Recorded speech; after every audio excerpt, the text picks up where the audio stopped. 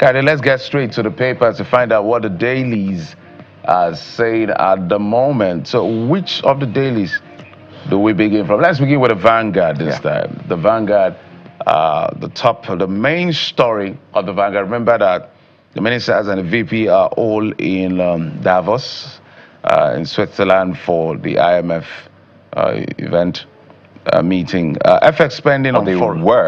They're back, I'm sorry. Or on their way back. Some are still on their way back. FX spending on foreign education, health, defy Naira depreciation.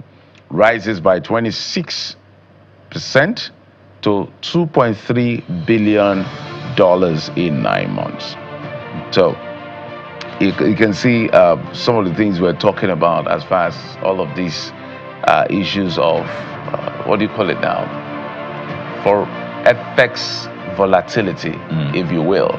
It can go right, it can go left, depending on how you play with it and how you strengthen your own currency at the end of the day. So, and these are part of the most important, critical part of development when it comes to human capital development. Education and health are critical. Informing the mind, keeping the body healthy.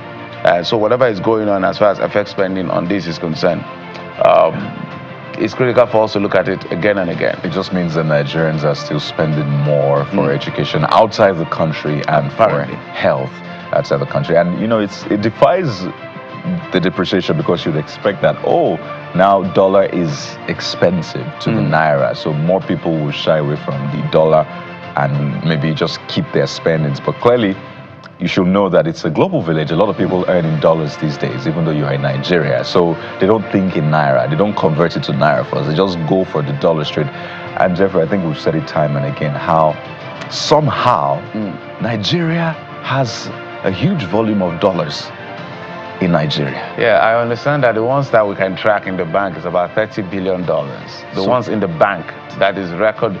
The ones in houses of people, we don't know. But the ones in the bank, according to the one of the appointees of government, says about 30 billion in the domiciliary account. So despite how high the dollar is to the Naira, people are still traveling for their education. You know, it slowed down at some point. So maybe there's a bit of stability, which is what we understand. We expect at best. A luxury would be maybe strengthening. There's supposed to be some level of stability, so it's not supposed to be jumping all over the place this year. So in terms of strengthening, I'm not sure. Maybe at some point middle of the year or somewhere around this quarter, I don't know. But growth, what I wanted to say, growth is a bit of a tall order. But they also expect that growth will be there. But this shows that Nigerians can spend their money. And afford it, right? And I want to juxtapose this with the front page of Business Day. So let's turn our attention to Business Day. So you see what the Vanguard reports about FX spending on foreign education and health, defying Naira depreciation. But look at the front page of Business Day. And this one talks about health. You see, Japa drains hospitals of specialist doctors. And from what we saw in Vanguard, some will say it's no-brainer. If Nigeria or Nigerians are investing more in that sense in foreign hospitals, so naturally doctors from Nigeria would gravitate towards where there's better investment and when there's better pay, and that is outside the country. So it's some sort of a very interesting irony.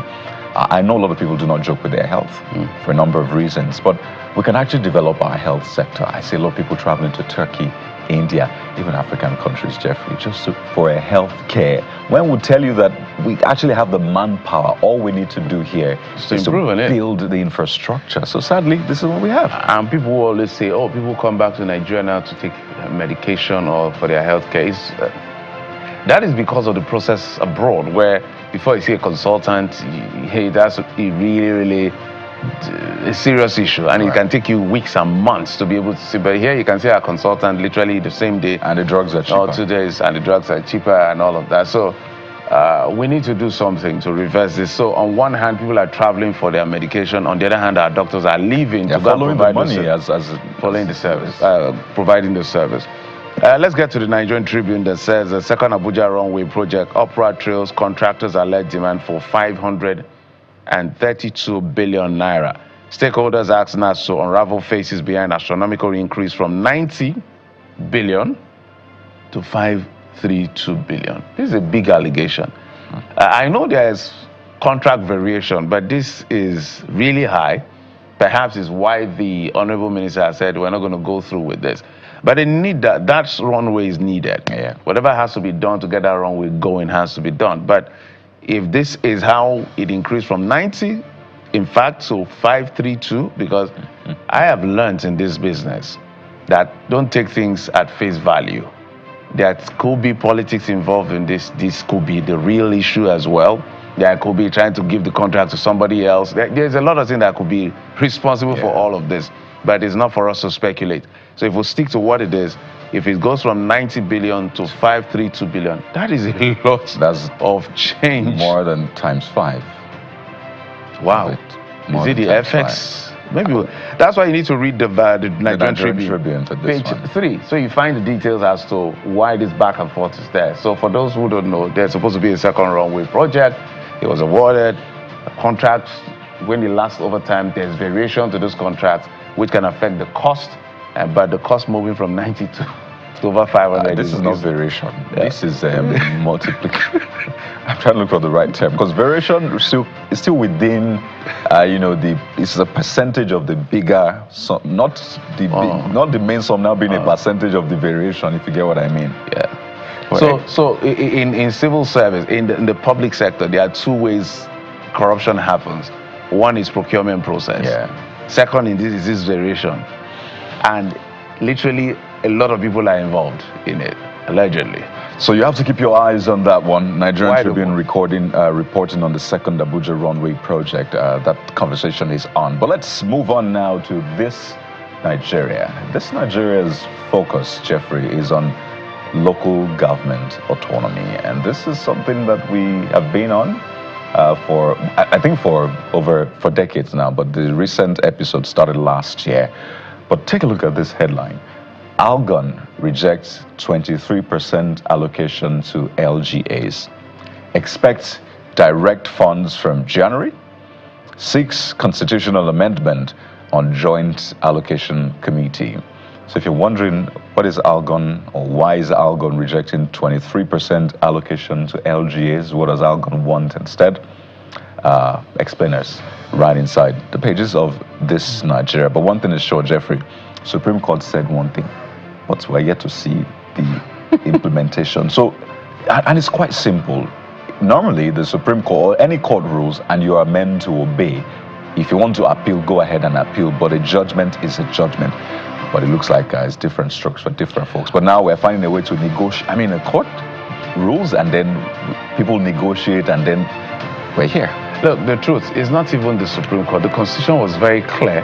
The politicians, with the greatest sense of respect, led by the governors, have decided to run the local government however they deem fit. Let's be fair, interpretation varies. People can interpret. That's why they went to the Supreme Court. That's why I'm now saying that the Supreme Court now affirmed the position of the Constitution in a judgment, saying, give these people their money directly.